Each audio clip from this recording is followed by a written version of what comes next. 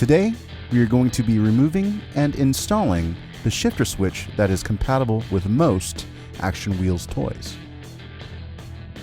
First, remove the 4 screws surrounding the shifter and lift it up from the body.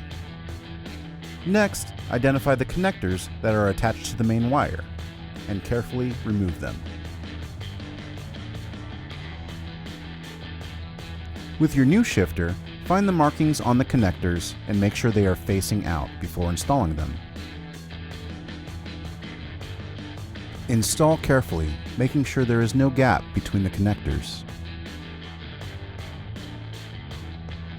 If you have any other questions, please reach out to our friendly customer service team.